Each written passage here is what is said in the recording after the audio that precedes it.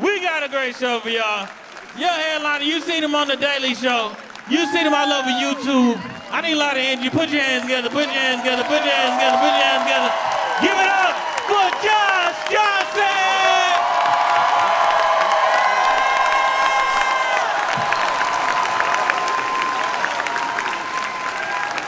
I've been taking stock of my friends and what's going on in our lives and everything. And just, I'll say that as men, we collectively don't seem to be doing well.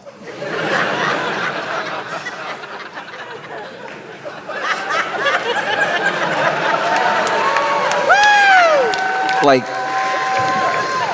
things are rough in lots of different areas, lots of categories. In the jeopardy of men, we are in jeopardy. Near every facet of life feels like more confusing, more difficult to navigate in a way that feels like you are definitely doing the right thing. I do believe that lots of people are doing their best, truly. I just also think that... Okay, as an example, I can't read a map. I can't, like, you give me even if you gave me a map of this building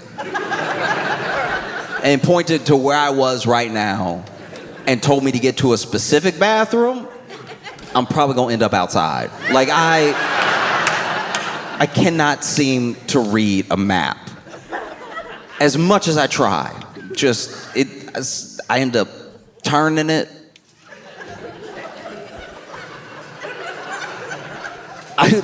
So I tried to be a Boy Scout for a little while. It was terrible. And because when you try to be a Boy Scout, like when you really trying to go for all the badges at once, everything, and you really not getting anything, you are just being a problem in the woods.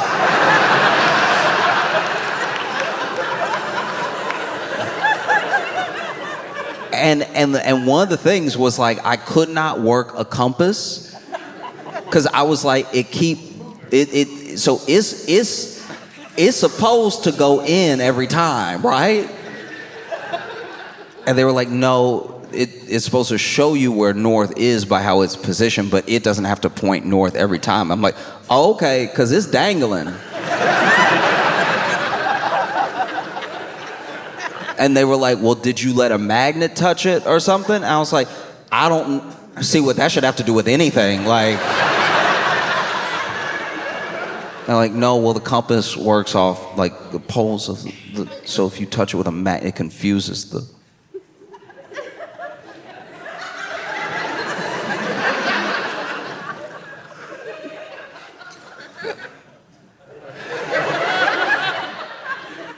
So you got a piece of paper telling me where I am and where I need to get, and then you gave me a cup of metal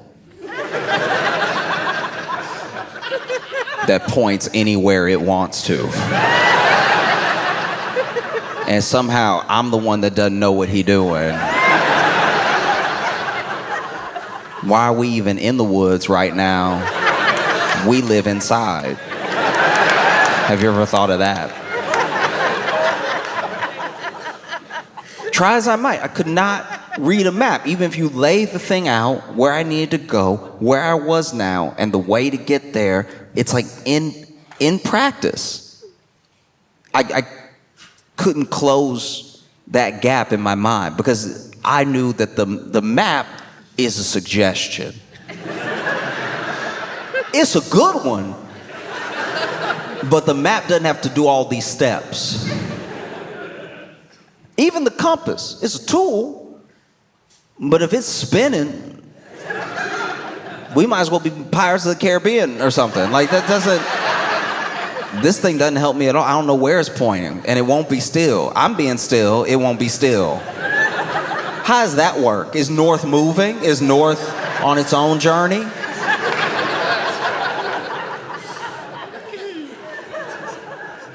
Try as I might, I could not seem to read a map, and that is what it feels like to at least to me, be a man now.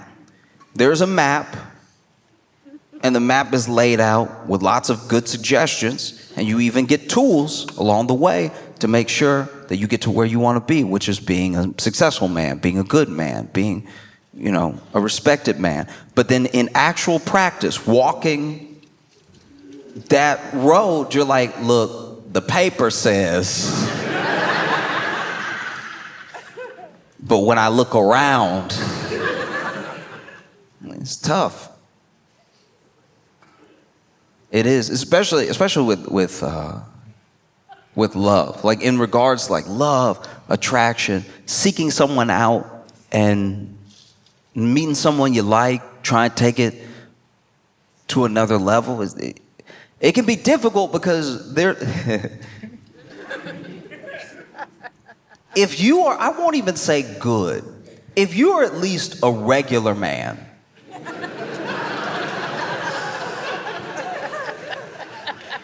bad men have ruined everything for you.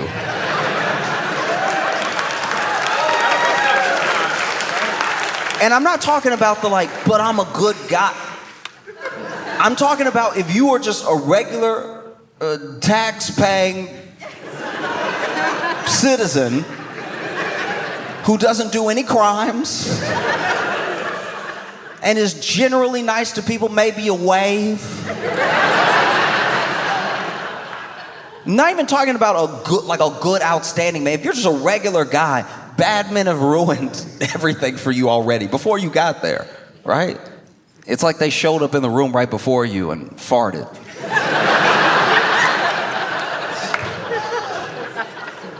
And then you walk in and you can't prove it's not you.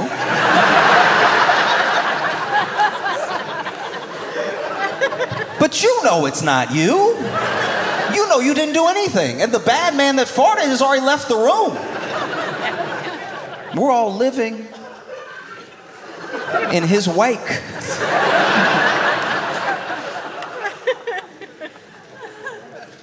And it's hard to find the actual bad man sometimes because, he's stealthy, he's disguised. You know what I mean? You'd have to follow him around all day. You'd have to follow him every waking minute just to have the proof that he's a bad man. You would. That's why it takes years sometimes to figure people out. You'd have to hunt him down and then take the picture and run into the room and be like, he was eating beans. Those were his farts.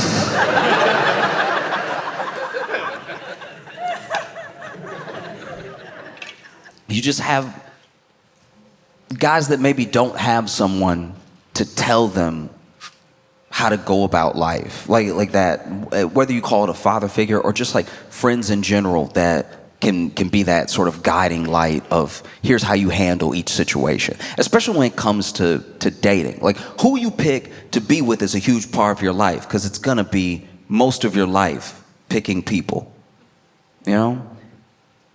and we're not doing fantastic.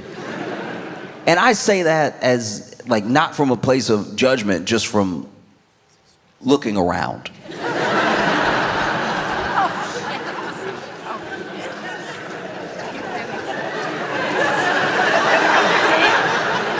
It's pretty apparent. You look at the internet is fueled with so much anger, so much hate. A lot of it is resentment for what people don't have or don't feel like they can get, and it leads people to not take care of themselves. One of the most attractive things you can do is take care of yourself. Just let the water.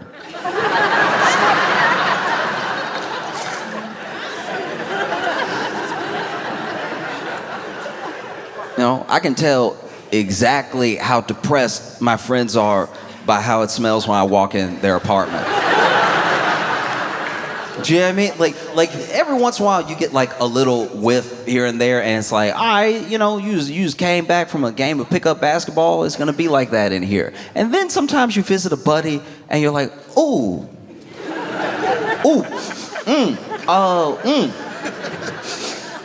Whew, she left.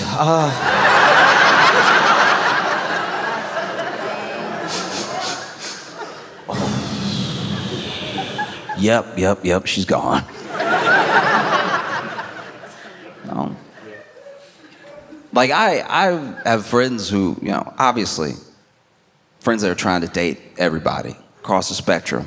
But one thing that I have found as a point of frustration is when people don't listen to me about things that feel, they feel pretty apparent.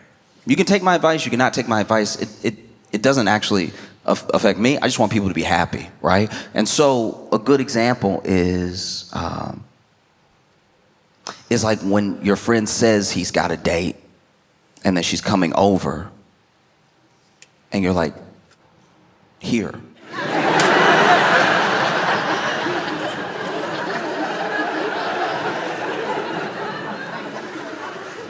And then he has the nerve to be like, what?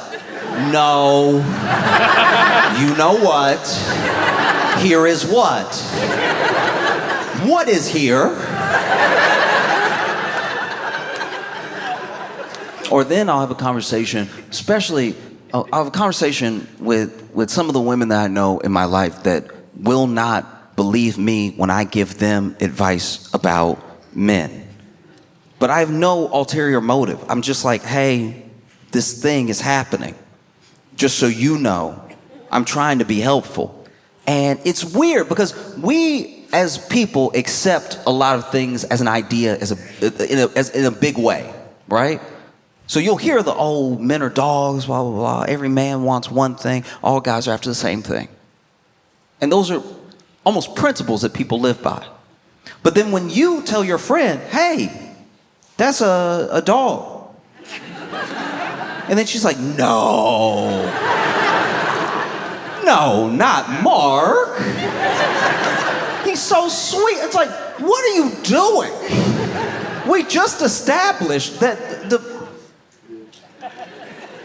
and there's a level of frustration that comes with that when it would be like if someone came to you, right? Like a dog owner came to you and they were like, I don't know why my dog is doing this thing. And then you told them because you're someone who has trained dogs, been around dogs a lot. So you're like, this is why your dog is doing it.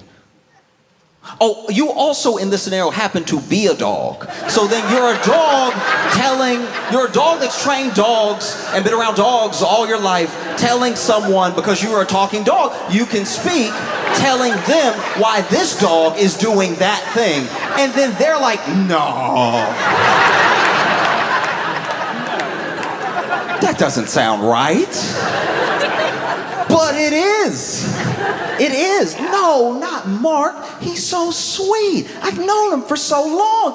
I'm telling you, that's a dog. Not Mark. Mark is the sweetest. You don't know him like I know him. Like, I don't need to know him at all. I know the 4 facts you've told me about Mark, so I know exactly what Mark is trying to do. No, not sweet Mark. I'm like, you need to stop calling him Mark. From now on, his name is Ark, Ark, Ark. That is a dog.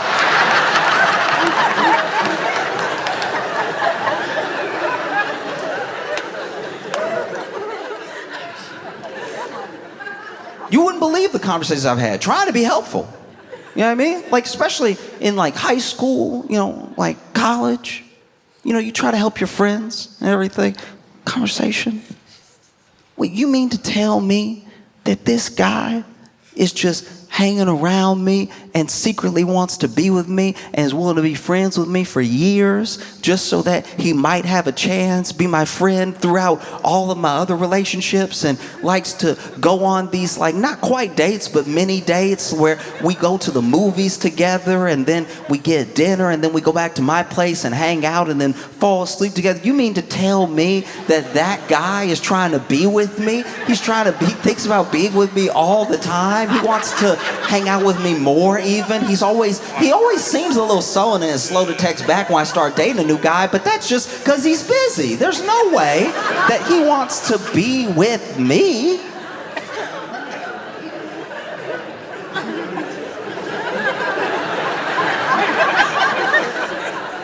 And then I have to be like, what do you think I'm doing?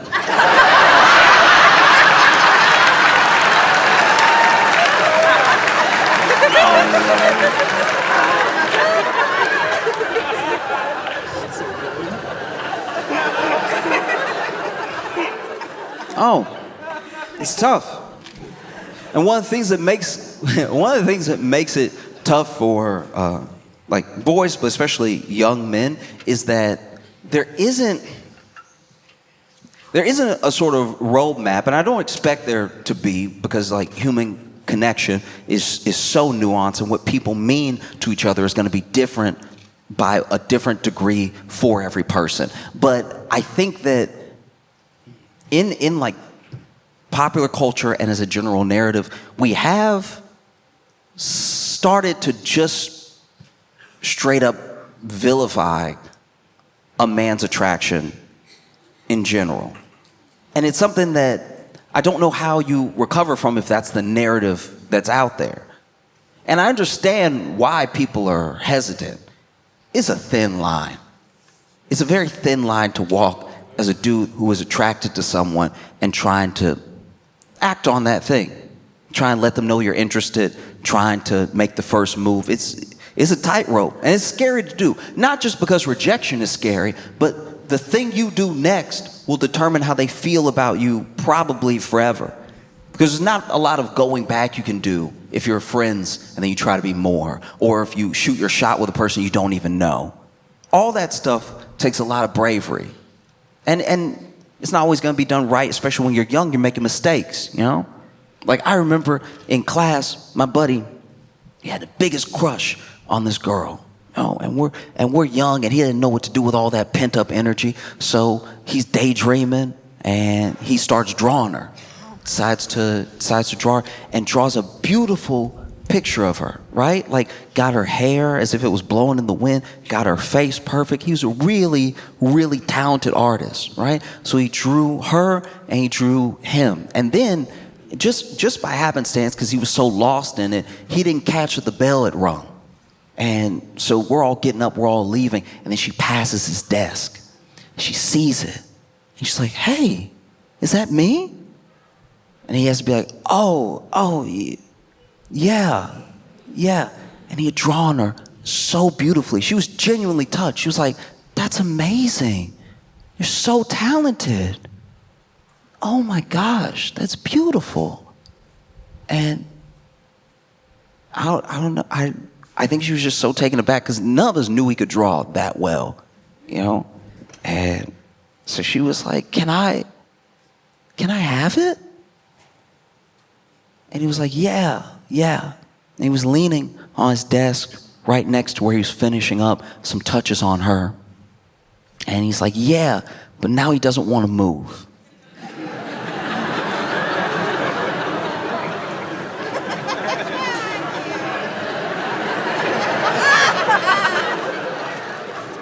Because he also drew him next to her. And he drew a version of him that is unrecognizable. He drew a version of him with abs. Y'all, we're 13. He drew a version of him with abs, with boulder shoulders, like truly looking like an anime character, just jacked, top to bottom, knuckles jacked, everything. Had the big old muscle behind the ear, everything. Hair flowing too, hair almost as good as hers. But you know, people are walking out and he already said that she could have it. And so she's like, "Can I have it?" And he's like, "Oh, yeah." Leans up a little bit, and so she finally sees the other side and she's like, "Oh."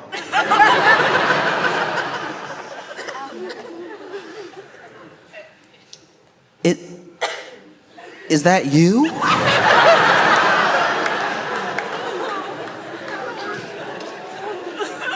And my man sat there and was like, nah, like that's just the, you know, the type of dude I want you to find. You know what I mean? Like somebody that, you know what I mean, like you really deserve, you know what I mean? Like you know, just somebody you might meet one day who's right in front of you. Because so much of attraction is about timing. We don't give timing enough credit. there's all this stuff like if one guy does one thing and another guy does the same thing, and the woman goes for one of the guys, it's because he's more attractive, and the other guy's creepy, or we've seen this sort of narrative play out over and over again. But what we don't talk about in those situations is the timing. When did this person say this thing? When did this person say this thing? When did this person do this thing? When did the other person do it? So much of attraction is about timing. And I've talked to my friends, and I've asked them before. I'm like, what are you even looking for in a guy? And I'm like, I just want like an honest guy. And I was like, I'm gonna stop you right there.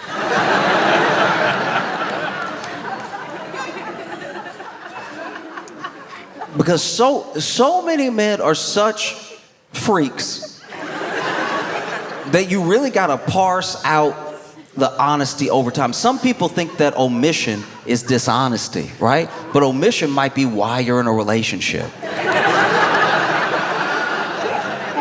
Because if you knew top to bottom who they were immediately, it might make you hesitate. I'm not saying lie. I'm not saying be a liar. I'm saying that honesty comes to a point. Let's say you meet someone. You meet someone that you very much like, and maybe it's just off of the connection, seeing each other from across the room. He walks over and he says to you plainly, "Hi, my name, right? I don't know you, but I'd like to. Would you have dinner with me? I think that we could have a really good time." You know what I mean? You see that thing alone. I feel like that's almost perfect. That's like out of a movie, right? But an honest man, a truly honest man, walks up to you. Honest from the bottom of his heart. Doesn't know how to lie. It doesn't come naturally to him. An honest man walks up to you and says, Hi, I just noticed you, and I know I don't know you, but I'd like to. And I'd love to take you out sometime, if that's okay. And I'll suck your toes if you let me. Do you see where he should have stopped? Do you see where a certain amount of honesty was too much? It was true in both cases, but one guy had the common sense to stop talking at a certain point.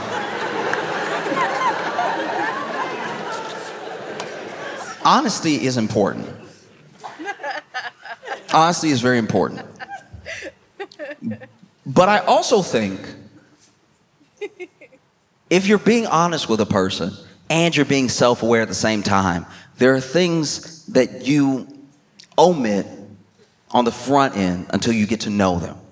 Some people think omission is lying, but I think omission timed well is like the appropriate time to tell someone something. You start dating a guy, maybe it's going really well. Maybe it's a week, 2 weeks in, slept over a few times. You wake up, you roll over, he's like waking up as well, and he's like, "Hey, you want breakfast? I make some mean pancakes." Perfect. Wake up next to an honest man.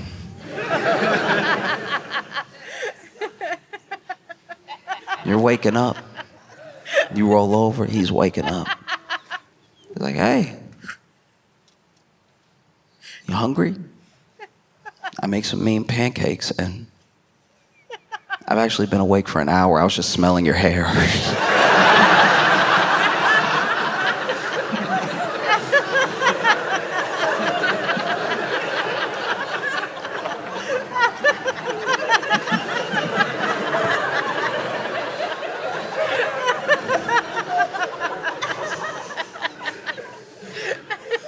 Been dating somebody for a little bit. You're texting, "Oh, how you doing? Oh, I'm good. How are you? I'm good. Miss you. Miss you too.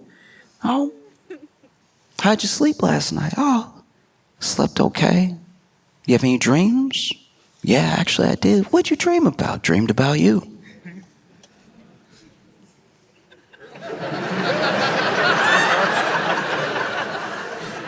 Good place to stop. Fantastic place to stop. This is where you stop. Hey, how you doing? Oh, I'm good. How are you? Oh, I'm good. Just, waking up. Oh, you have any dreams? Yeah, dreams. What did you dream about? Oh, I dreamed about you. Oh, really?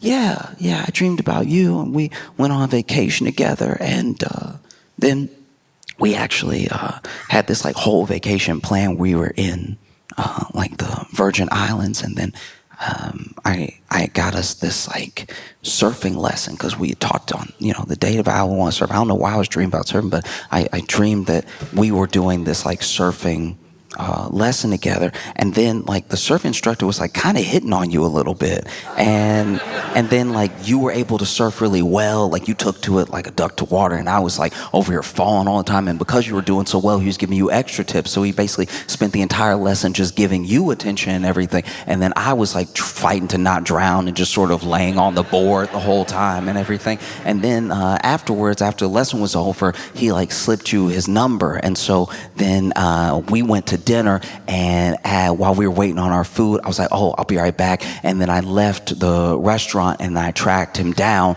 and I had a little conversation with him about trying to steal people's girlfriends during surfing lessons, if that's something that he really does, and if he does it often. He's like, no, and I'm like, yeah, and then we took another little surfing lesson. We took a little trip down to the beach, and I just sort of pushed his, where the sand and the water sort of splash, where the wet sand was, I just sort of pushed his head into the water until the tide was sort of going over it. And so I couldn't really tell if there were bubbles or not because there's so much wet sand and everything. But I just sort of held it there until he stopped struggling, and then I woke up.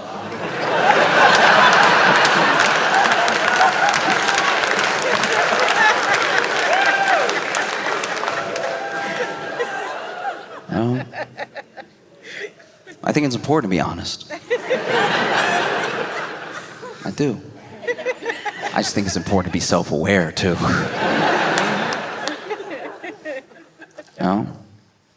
I'm not saying be a liar. I'm just saying, like, check yourself.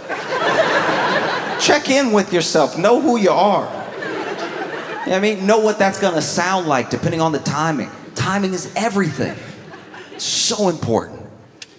When I was in high school, my boy, he finally asked this girl out that he had a crush on for a couple years, right? Finally just went for it. Something about summer just made him a new man.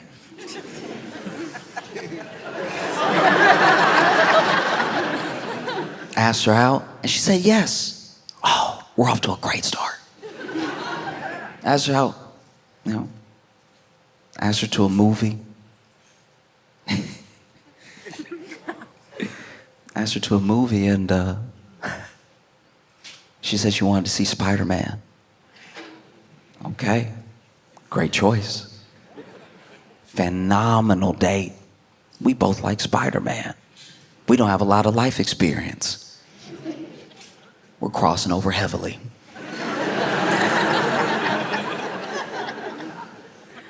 So he said he'd take her to see Spider-Man, take her to the movies, see Spider-Man. That was their date. What she didn't know, what he did was he didn't just buy their tickets to see Spider-Man, he bought out the theater. And timing is everything. Because they get there and sitting down, lights get low, previews even start, and she was like, wow, I thought other people want to see Spider-Man. I thought it was a pretty popular movie and everything. And then he turns to her.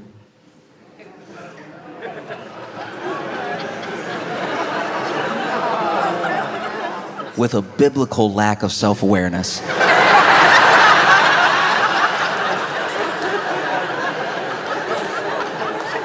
After she says, I thought other people would have been in the theater, with us wanting to see Spider-Man. I've been hearing about it all week. He turns to her and he goes, oh, I made sure nobody would be here. Why even word it like that? What are you doing?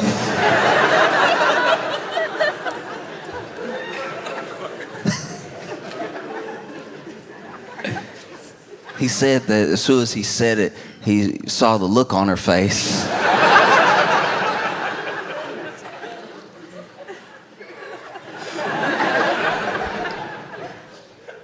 He said it felt like she was waiting the whole movie for Spider-Man to rescue her.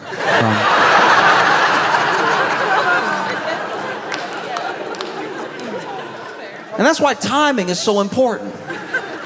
Because depending on when you do something like that, depends on how it comes off. This is a first date. Do you know what I mean? Even there are some people who would find that sort of gesture romantic if you said, oh, I'll take you to see Spider-Man. And I'll make sure we get our own private theater. Ooh, okay. That's different. But saying I'm gonna take you to see Spider-Man and not telling her no one else will be there, even as you sit down, they have the popcorn, the drinks, everything.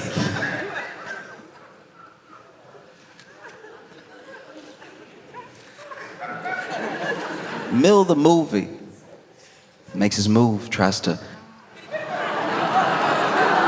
put that arm around her, right? And because there was so much room in the theater, she did sit one seat away.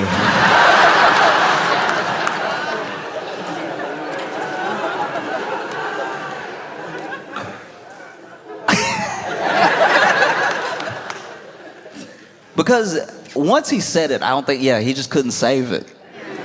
There was no aspect of the rest of the movie where he wasn't like, you're locked in here with me.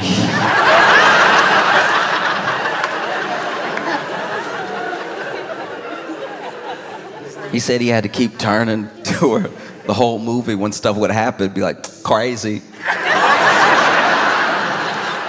It's wild, right? You know.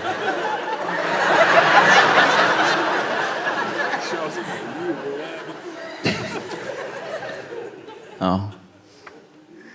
And so it can feel sometimes a bit hard to find your footing when it comes to attraction, because everyone, from the people closest to you to the people far away, feel far away. If you don't really know how to connect, and especially now, we've built a sort of like scary parasocial connection with people that we're attracted to that they can't possibly know on the other end. And then it comes out in comments online. It comes out sometimes in whole articles. There's a line between like fascination and then crossing over into something pretty weird. I don't know if y'all saw, but apparently Sydney Sweeney, the actress Sydney Sweeney, is going to be selling bars of soap that contain her bathwater. Now, if you don't know who Sydney Sweeney is, she is an actress that is like, not just like an A-list actress, she is her generation's like top bombshell. Like, people have been freaking out and lusting over Sydney Sweeney for a long time. And is pretty creepy. It's like, don't get me wrong, she is a beautiful woman, but the way the internet makes sure that someone that you haven't met doesn't feel like a person to you is like why we have the sort of conversations we have. Because Sydney Sweeney is in not just lots of movies. She's in, Handmaid's Tale. She's in Once Upon a Time in Hollywood. She was in Madam Web. She just has range, right? She does a lot. And the way that people, every time she is on camera, every time she's even mentioned, the way that people, almost as like an understood, acceptable amount of creepiness creep on her, has been something that's like compounded over time. Like, she was in Euphoria, and then she was in other projects, and it compounded, and it started to like become exponentially creepy. And I think that this bathwater soap thing is brilliant on her part, because now she'll know the 5,000 men that need to be put on a list.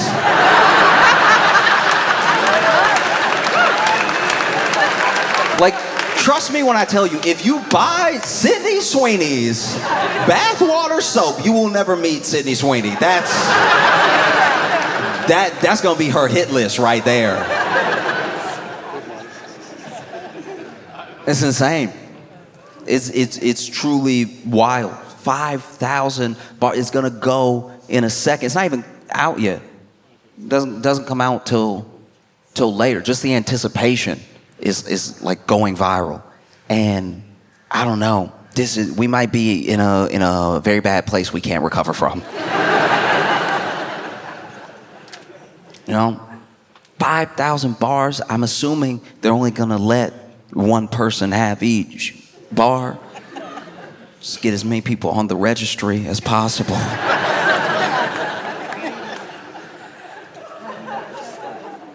I don't even know what you would do with you. Like, that's something you would get caught with. If as a man you bought Sydney Sweeney's bathwater soap, you can't let anyone in your life know you have it.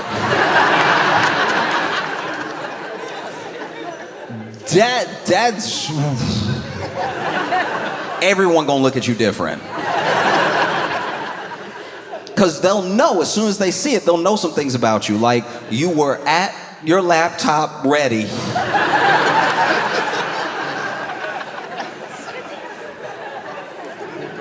I suppose 5,000 men who are in a rough place are going to be buying this bathwater soap, which doesn't even make logical sense. It's dirty soap.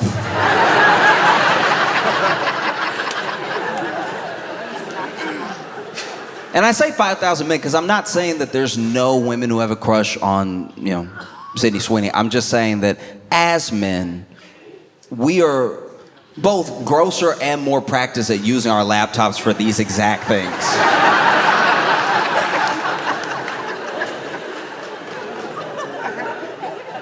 I'll tell you something that I don't even honestly, if I'm being 100% with you, I don't even know if I can word this correctly so you understand what I'm saying.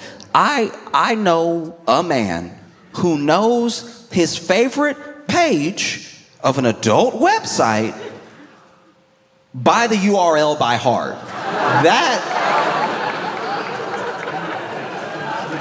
That is absolutely insane. Do you know how down bad thirsty you have to be to remember http:// baddiesonrollerskates.com /bracket B12 %. Parentheses 2.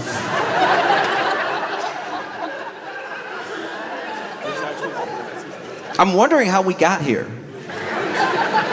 Truly, I'm wondering how we got here, not just as a society, but with the promotion, with the soap company. How did this happen? Because you know it wasn't Sydney Sweeney's idea. Sydney Sweeney didn't roll up in there like, you know what people love? Me. You know what I can spare? Bathwater. Let's sell it. That's business. I think a sick man, a definitely sweating man with an unfortunate voice, said to Sydney Sweeney and me, look.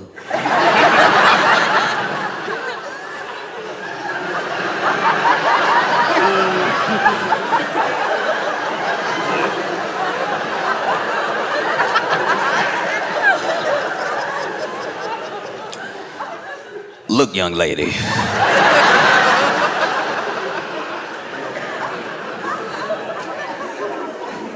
I believe, and this is just Jebediah Jones talking, all right? Because a lot of nasty men talk about themselves in the third person. This is just Jebediah Jones talking. But I believe that people would pay for your bathwater.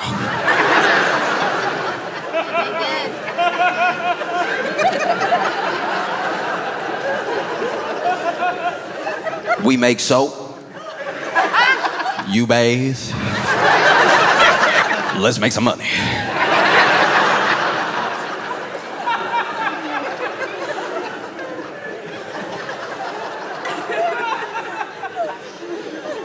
Like, truly, I think that's how it went down. You know?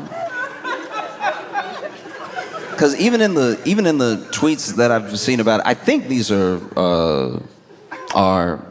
Sydney's words because they're in the quotations. But you know, in it, she's sort of playing off of the idea that this is a thing that people have talked about on the internet before, and she's like, well, you know, this is something people have been asked for. Figured it'd be a fun way to do it. I hope it just makes men think about taking care of themselves because I've been in some pretty gross dudes' bathrooms. That completely flipped the script for me. When I read that, I was like, what disgusting man made Sydney Sweeney go, I gotta do something.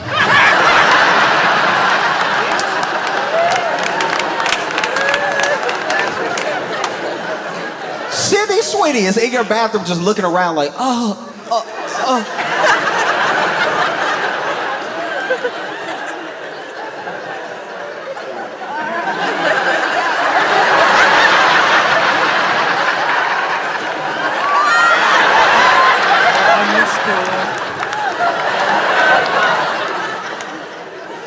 the ceiling get dirty? No, I wonder what experience Sydney Sweeney had where she was like, I gotta do something, all right? I gotta figure it out. How can I get men to bathe?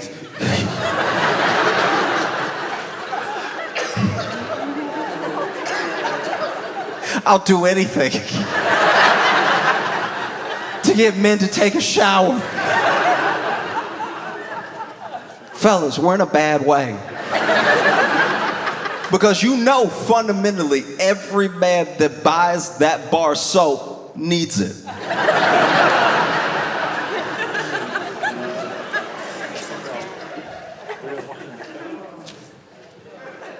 This is rough. This is really rough. You know, because even with that general idea, right? When you hear that as a man and you tell other men, guys, Sydney Sweeney put her bathwater in soap to get you to buy soap. Because she just wants you to take care of yourself.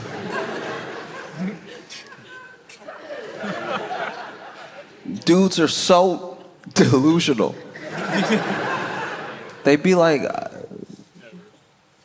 she cares about me?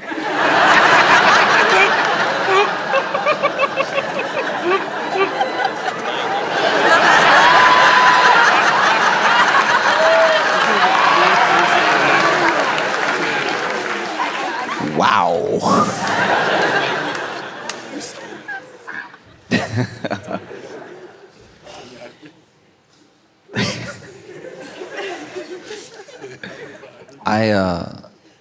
I like to check in on my friends. I was texting a friend. I'll read it to you.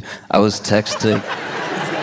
No, I told him I was going to do it. It's fine. I was texting a friend and I was like, hey, did you see the Sydney Sweeney bathwater thing? This is crazy, right? Like, we're truly down bad as a nation and as a people. And then he responded, yeah, I can't believe it doesn't come out till June 6th.